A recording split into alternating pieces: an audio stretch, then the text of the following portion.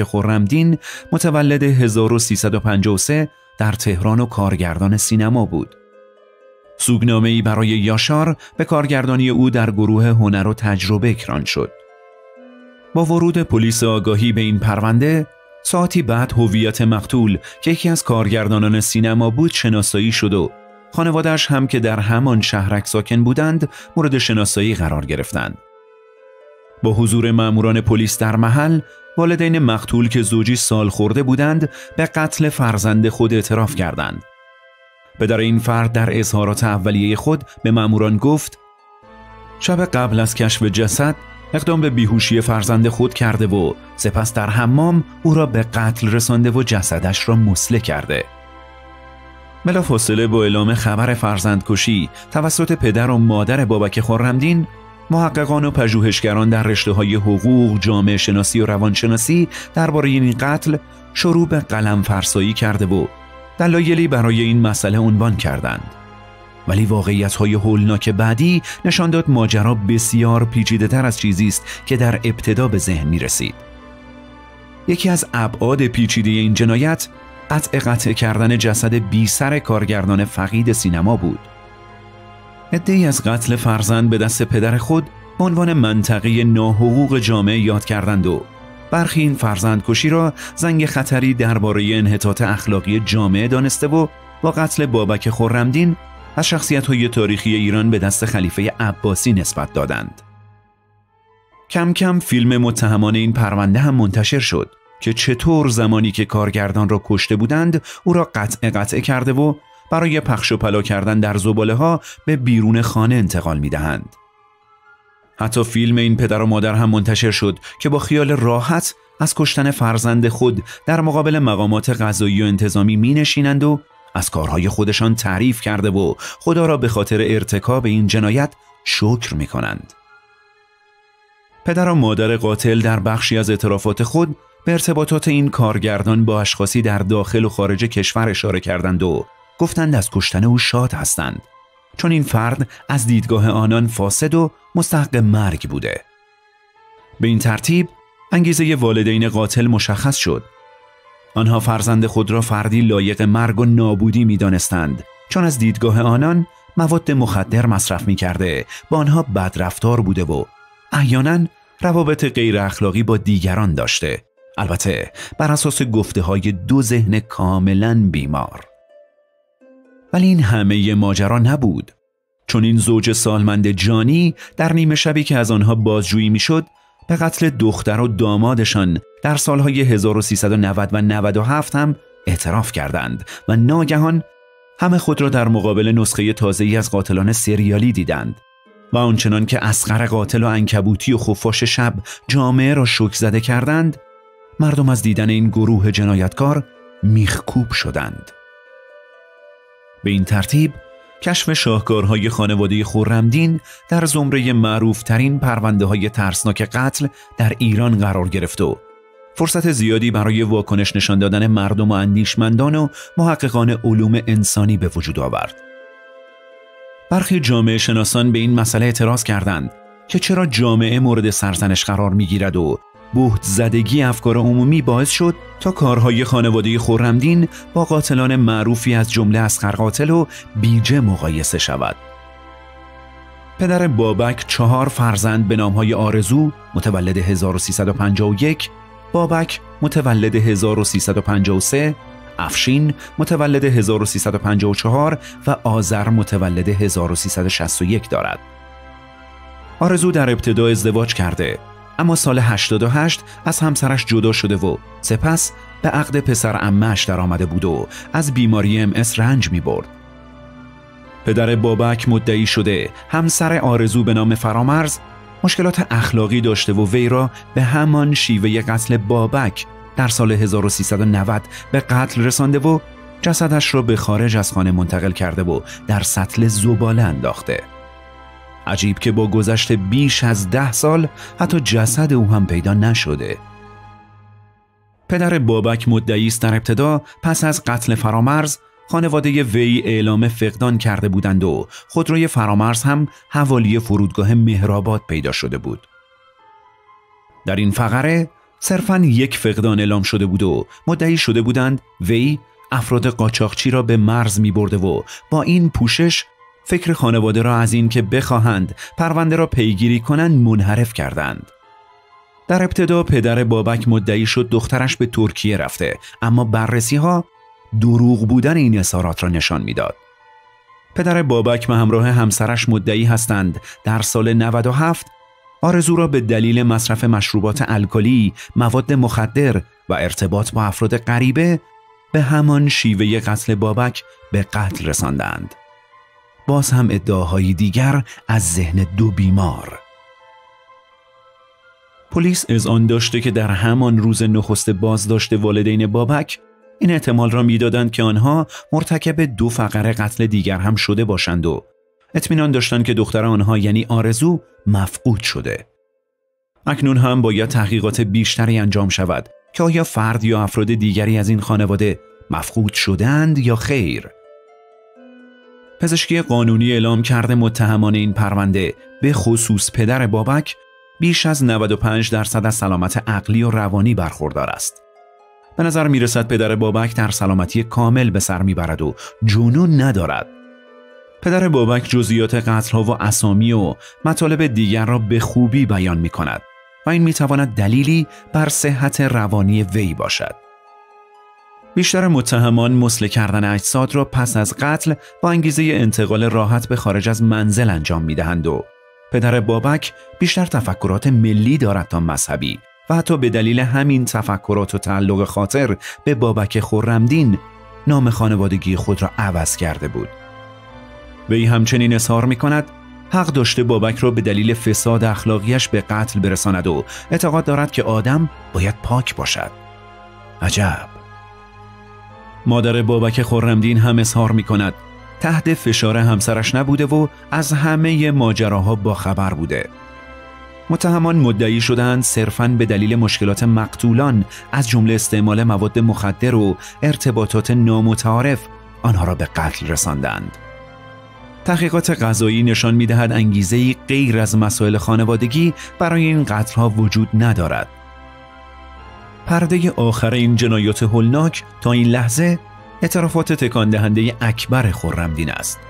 او گفته فرامرز و آرزو یعنی دختر و دامادش مدتی با یکدیگر زندگی کردند، اما بعد فهمیدم فرامرز در کار قاچاق است. او با قاچاقچی ها در ارتباط بود و آدم قاچاق میکرد. دخترم میگفت انسان خوبی نیست، میگفت در خانه رفتارهای زشتی انجام میدهد و افراد مختلف را به خانه میبرد. او حتی با همسرم هم رفتار بدی داشت. به همین دلیل اواسط سال 90 بود که من، همسر و دخترم تصمیم گرفتیم او را بکشیم. یک شب او و دخترم را به خانه من دعوت کردیم. آن شب غذا زرشبله با مرغ داشتیم. دخترم 80 قرص خواب‌آور از قبل تهیه کرده بود که همه را داخل غذای شوهرش ریخت و وقتی فرامرز غذایش را خورد بیهوش شد. بعد من او را کشتم و 3 نفری جسد را به حمام خانه بردیم و در آنجا جسد را مسله کردیم و بقایای آن را همان شب در اطراف شهرک اکباتان انداختیم. فرامرز یک پراید هم داشت که آن را در اطراف مهرآباد جنوبی رها کردیم و به خواهرم و خانواده‌اش هم گفتیم که او آمده و زنش را در خانه ما گذاشته و خودش هم برای کارش که قاچاق بود رفته. بعد از چند وقت هم وقتی خبری از او نشد همه گفتند شاید در مرز بلایی بر سرش آمده و شاید قاچاقچی ها او را کشتند. این حرف ما باعث شد که دیگر هیچ کس پیگیر سرنوشت فرامرز نشود و همه فکر کنند او خارج است یا اینکه کشته شده. حدود 7 سال از قتل فرامرز گذشته بود که تصمیم گرفتیم آرزو را هم پیش او بفرستیم. دیگر تصمیممان را گرفته بودیم. دخترم خیلی کله پاچه دوست داشت. یادم میآید که یک روز صبح برایش کله پاچه گرفتم و بیدارش کردم تا بخورد. مادرش از قبل تعداد زیادی قرص در صبحانه او ریخته بود و آرزو چند دقیقه بعد از خوردن کله پاچه بیهوش شد. آن روز هم خودم او را با چاقو کشتم و با همسرم جنازه‌اش را به حمام بردیم و مثل فرامرز او را هم مسله کردیم.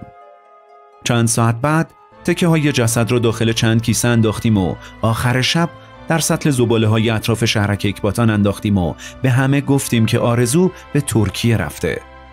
خانواده هم زیاد پیگیر ماجرا نشدند. اما داستان خانواده داماد از ماجرا چیست؟ خواهر فرامرز داماد اکبر خرمدین در مورد ناپدید شدن برادرش گفته: فردای روز ناپدید شدن فرامرز، اکبر خرمدین یعنی قاتل به خانه مادرم رفت و ماجرا را درباره ناپدید شدن خواهرزاده و دامادش اینطور تعریف کرد که تا ساعت 2 بامداد با فرامرز درباره تصمیم او برای جدایی از آرزو صحبت کرده و صبح زود رفتند و با یکدیگر ورزش کردند. بعد فرامرز به او گفته که آرزو را طلاق نمی‌دهد. پس از آن هم اکبر خرمدین به همراه پدر و برادرانم به کلانتری و پلیس آگاهی رفته و گفتند که او گم شده. چند روز بعد پلیس آگاهی خودروی فرامرز را در نزدیکی محله مهرآباد پیدا کرد.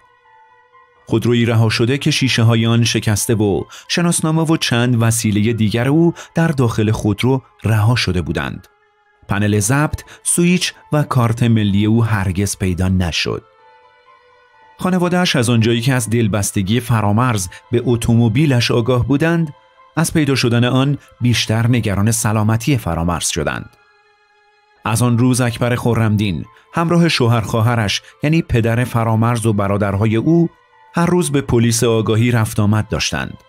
اما او خانواده فرامرز را راضی کرده بود که به علت بیماری آرزو پای او را به اداره پلیس باز نکنند. خواهر فرامرز در اظهاراتش به پلیس آگاهی گفته که پنل ضبط برادرش را یک بار در خانه خرمدین دیده است. اما آرزو با گفتن این جمله که پنل ها به هم شباهت دارند ذهن او را از پیگیری منحرف کرده. در آن روزها بابک خرمدین در لندن زندگی می کرد. اکبر خرمدین در دیدارهای دیگر با گفته های خود باز هم سعی کرد خانواده ما را از پیگیری منصرف کند و به ما گفت که برادرم پیش از این که برای همیشه گم شود در صحبتهایش گفته عاشق زنی شده و برای همیشه خواهد رفت و گم و گور می شود.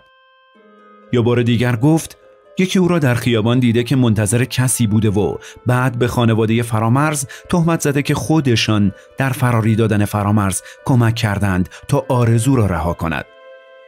این در حالی است که تا 4 سال بعد از گم شدن فرامرز پدرش برای شناسایی اجساد بارها به پزشکی قانونی رفته و پیگیر گم شدن او شده بود، به گونه‌ای که این کار به عادتی برای خانواده بدل شده بود. اکبر خرمدین از خانواده خواهرش خواست خودروی فرامرز را به آرزو بدهند، اما خانواده که امید به بازگشت او داشتند از این کار خودداری کردند. کم کم رابطه خانواده خرمدین و فرامرز در همدلی‌هایشان بهتر شده بود و خانواده فرامرز با نوعی عذاب وجدان به خاطر ترک آرزو پسرشان را شماتت می‌کردند. پس از 2 سال از گم شدن فرامرز، پدر آرزو به شکل غیابی طلاق دخترش را گرفت و او را تحت پوشش بیمه‌ای خود قرار داد. وضعیت آرزو بدتر و بیماریش وخیم شده بود.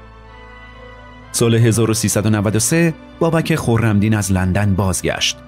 او که دوست صمیمی فرامرز بود بارها پیگیر مفقود شدن وی شد، اما کم کم او هم دروغ‌های پدرش را باور کرد تا سال 1395 که پدر فرامرز درگذشت. در آن زمان وضعیت آرزو وخیم شده بود و اکبر خرمدین مدام از این وضعیت ناراحت بود. او مجبور بود آرزو را تر و خشک کند و مدام جابجایش کند و این دیگر برایش طاقت فرسا شده بود.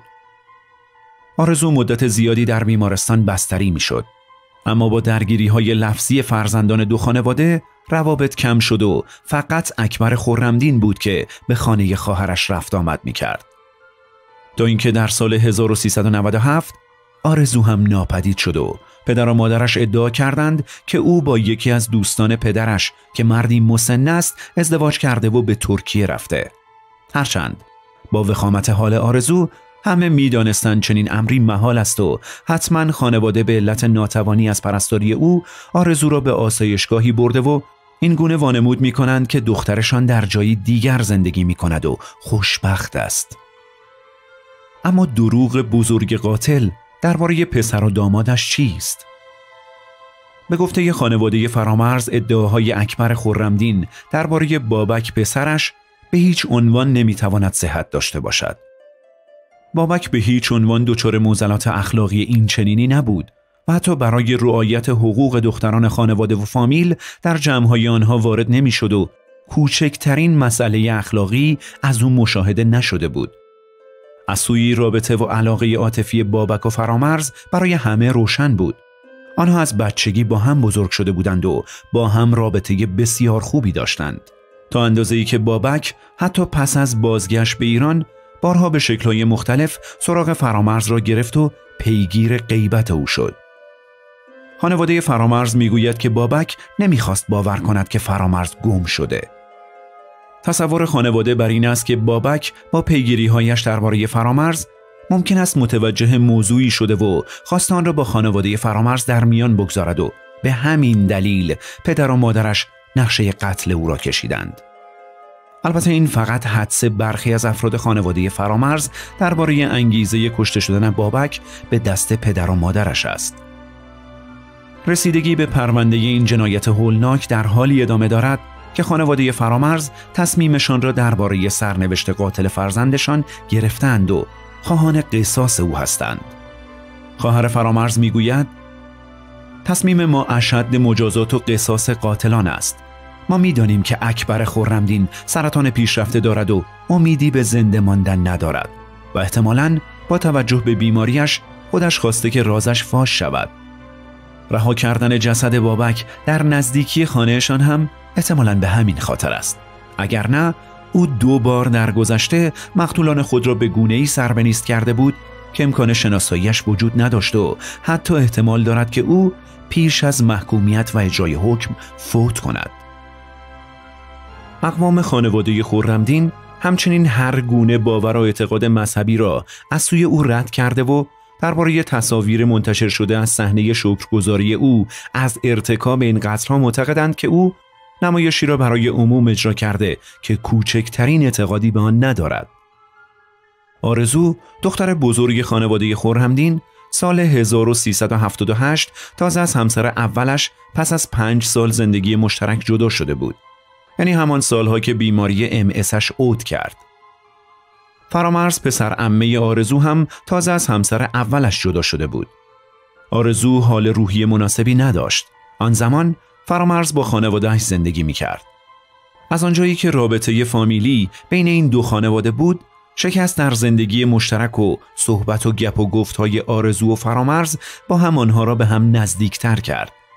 همین آغاز علاقه آن 2 به هم شد.